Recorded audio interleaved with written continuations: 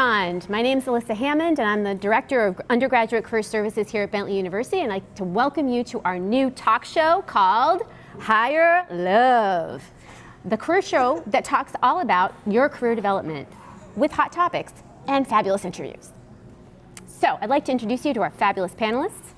To my left, the lovely and talented Senior Associate Director of Undergraduate Career Services, Colleen Murphy. Hello.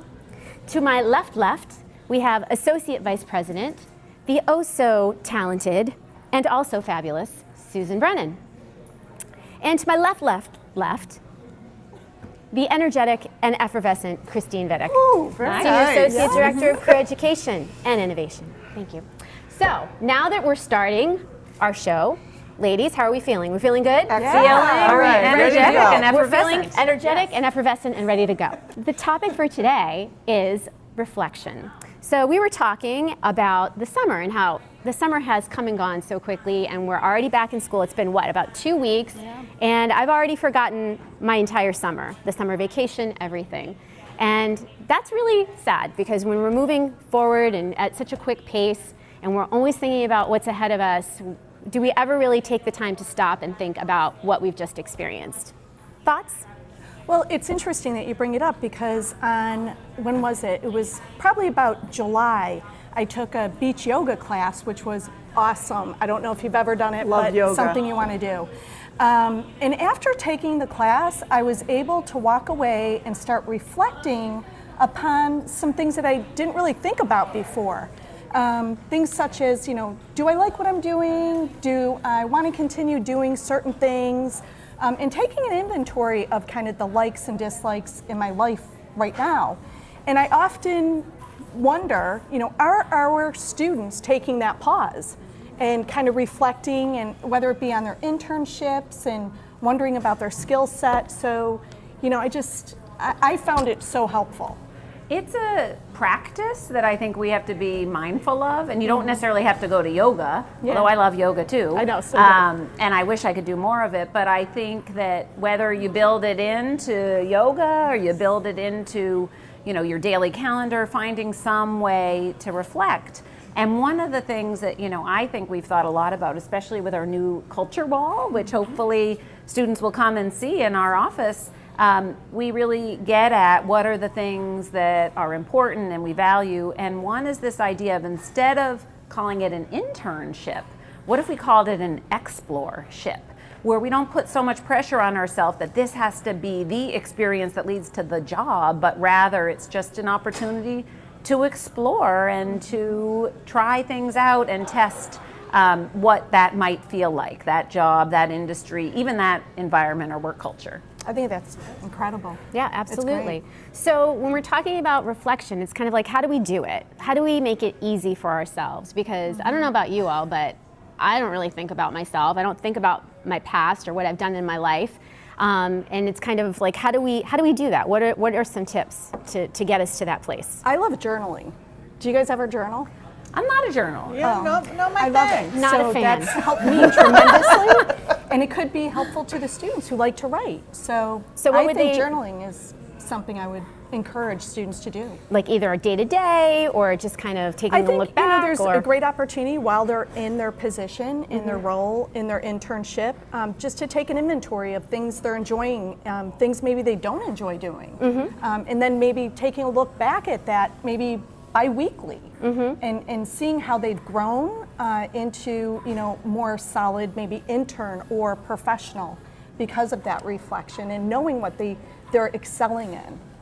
I think it's a great idea. I despise journaling personally. Don't like writing at all. So what I would say is I take my spin on that would be either doing like a top 3, bottom 3, like what were my top 3 highlights of that experience, and what were the 3 worst things about that experience, if anything, and then having that kind of at the ready. And something else that I heard today as I was driving into work was a thought a day. So not necessarily a whole page of thoughts, but just one every day, and kind of looking back at it and saying, oh yeah, that's what was happening with me that particular day. But I think that if you don't have the bandwidth for journaling, I think a pros and cons list, even like a top 3, bottom 3, might be a good way to do it too. So. And on that line, I think that I would take a look at your 5 top strengths that every student at Bentley has from taking the Gallup Strengths Finder. I would look at those 5 strengths, and then I would look at what you did this summer or through an internship opportunity, and I would match them. Am I using those strengths in that opportunity? If you are on your way. If you're not, it's time to really take a look and say, maybe this is not the direction, because every time you're in the zone with those strengths, that's it. That's your best fit. Yep. Yeah, Great. it's in that flow, and it's almost like you don't even realize that all your strengths are just fully on fire. And so if you can find that, and just because you find it in one job, it might not translate to the next. One really simple thing that I like, even simpler than the top 3, It cannot be. It is, because I'm going to pull it out. Uh-oh. One of the things that I did this summer, which I loved, was just having index cards to kind of do a temperature check. And now we use it at staff meetings, and it gets us to decisions really quickly. Just, okay, do I like it? Yes, green. Am I sort of hesitating? There's something that's not quite right. Am I pausing? Maybe that's a yellow, or pulling out the red. So kind of keeping these cards to just do some testing. Don't definitely do it when you're in a meeting with your boss and they give you an idea and say, no. But there are times where you can just quick temperature check, am I red, green, and yellow on this? And maybe then you note that. That's so fabulous. Perfect. I love it. I love Hold on all to these that. tips. And the Great best thing ideas. about doing any one of these self-reflection exercises is that it will either help you decide whether you're still in love with your career path and where you're going, or whether you should break up. And breaking up is a very hard thing to do, but it must be done. And as students, you have the opportunity to break up with an idea that doesn't work for you, because if it's not working for you in the past, it certainly won't work for you in the future. So we're going to take a quick break, and when we come back, we're going to talk to a 2015 alum, Andrew Johnston, who's going to talk about self-reflection and how we can bring in all this self-reflection into designing your own life. We'll be back in 2 and 2. That's 4. That's 8. What a pleasure to welcome back to campus Andrew Johnston, class of 2015, Bentley. So nice to see you, Andrew. Yay! Welcome back.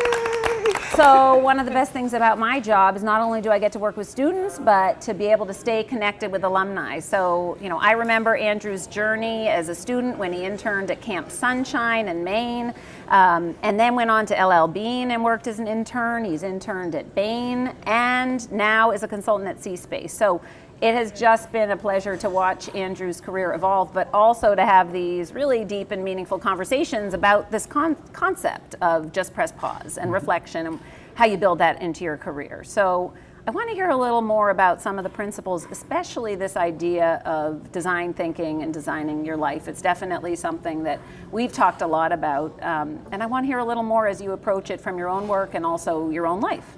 Yeah. Certainly find it in my work a lot on the day-to-day. The firm that I work for is an innovation and research consulting firm, and a lot of what we do is what we call consumer-led.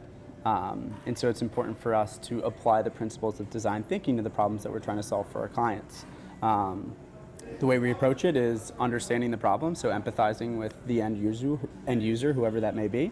Then it gets into designing a solution based on what we understand the problem to be, testing that solution, and then handing it off to firms that know how to scale that solution. But there's a lot of time spent in that what we call prototyping phase, where you're designing and testing solutions to a problem. And the funny thing is you talk about transferring what you do in work to life.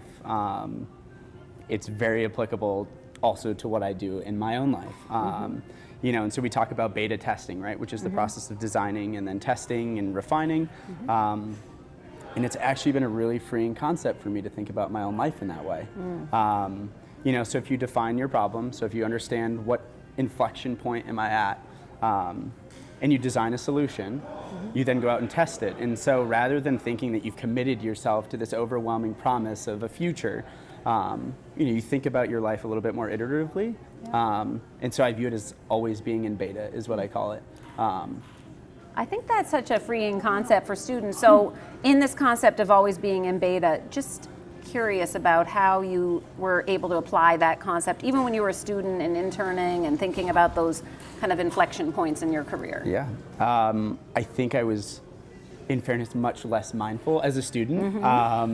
the ambiguity of the real world introduces some problem statements to have to solve for. But I did make sure I found time to think about what I was doing and if it was aligned with who I viewed myself at my core to be. And that was part of just the recognition that, okay, if you go off course, that was one beta version of yourself, and now go back to designing a new one, and then testing that. So how do you test? How do you do that, maybe through experiences or conversations? What does that look like? Yeah, you talk about this concept of pausing. So I talk about another concept in relation to design thinking for your life, which is life auditing, right? So it's both a Bentley term, and it's a pause point. So when you define that new problem for yourself, you sort of hit pause and you think to yourself, and this is, I think, a really important process of the understanding phase. What's my core operating system? What are the values around which I'll design all my solutions that won't change? Because I think there is a core piece of you that you need to own, or else, as I was talking with you before, professor at Bentley, actually, Jim Pouliopoulos, who's a marketing professor, said this during my commencement speech, and it really resonated with me, which is nature abhors a vacuum. Nature abhors a vacuum. What a great line. Yeah, and it's just like, if you don't define your sense of success and happiness for yourself, then other people will do that for you. And so I think as Bentley students begin to embark on their careers, or they're thinking about internships, what's really important and an important pause point is doing that exercise of what's my operating system, what are my core values that just won't change. Okay, I mean, I love that idea. As we talked about reflecting, that now when you do the life audit, it's comparing against something that is sort of your personal mission statement almost. Right. So how often do you do that now that you're, out in the working world for a couple of years, right? It gets a lot harder. Yeah. You find that there's less time actually to do things, but you have to build it in. So that's why I liked what you were talking about. The journaling for me is what I do. I think that could easily be what I'm calling life auditing. I try to do it on a cycle, quarterly basis. You can't totally get away. It's life auditing after all, but it's a business joke. But I try to do it on a quarterly basis. Look back and understand is my central me, the operating system that I've defined for myself. Have I gotten away from that point? And then if so, then you move into the design phase again, where now you're thinking to yourself, okay, so how do I get back there, or what change do I need to make? And so I think if you can build time in your schedule to do that, and I think you also naturally, as a human being who contemplates their own existence, will do that, but just give yourself a structured environment to do so. Yeah. And maybe to Kristine's point, that you start to use your talents and strengths to think about how you do that life audit, and you do it in your way. So you use your own strengths in the way that you approach it, but everybody will do it a little differently. Yeah. Exactly. I think that's such a great concept, and now I know our studio audience, our students, want to hear more about it, so I want to open it up to them to ask you questions about how you've done the life design and the life audit in a way that has worked in your career since you've graduated, or even while you were a student. So, a studio audience, take it away. So I'm Kristine. I'm a senior here at Bentley, so I'm ready to graduate in May, which is crazy, and just to be a real world adult. So you were talking about your marketing professor and how he gave that advice to you about how you want to define success for yourself and don't let other people to define it for you. So as I'm about to embark on a full-time position, how would you recommend me to kind of find that central operating system that you were talking about, and not kind of jump into this first company and let them define it for me? Yeah, really hard-hitting question off the bat.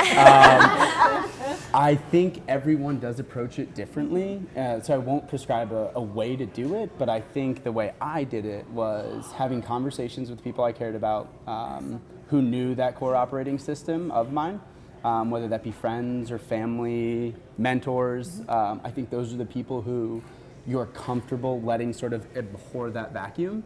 As careful as you have to be to do it for yourself, but I think a lot of it too is self-reflection.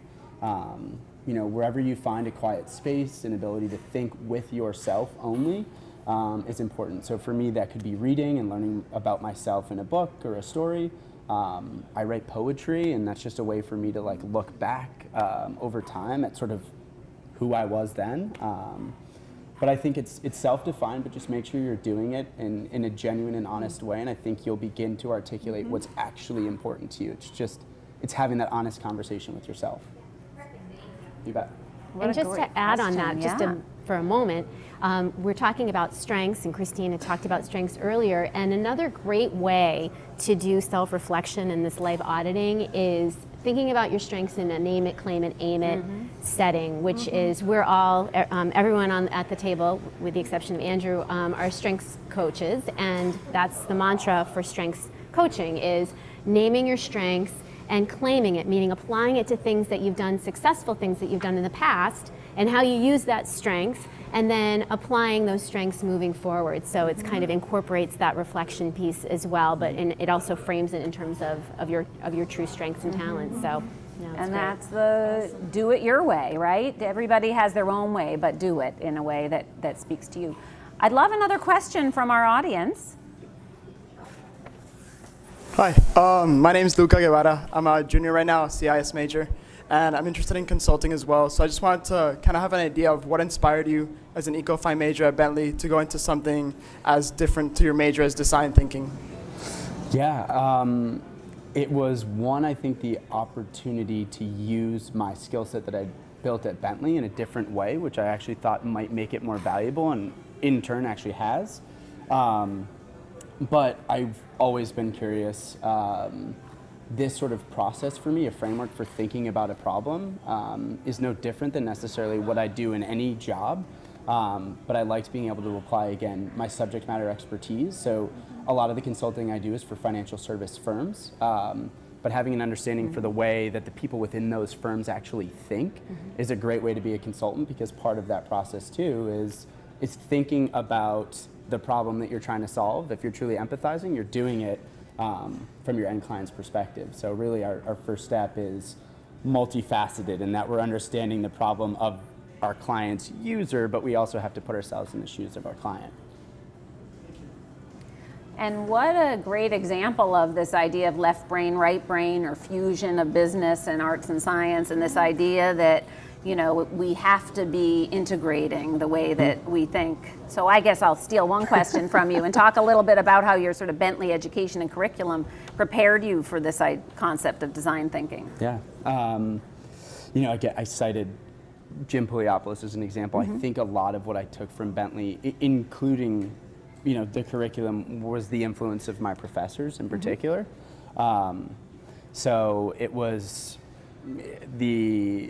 just this desire for other experiences that I got from not Claude Cicchetti in finance, from a Joe Rosende Santos in international relations.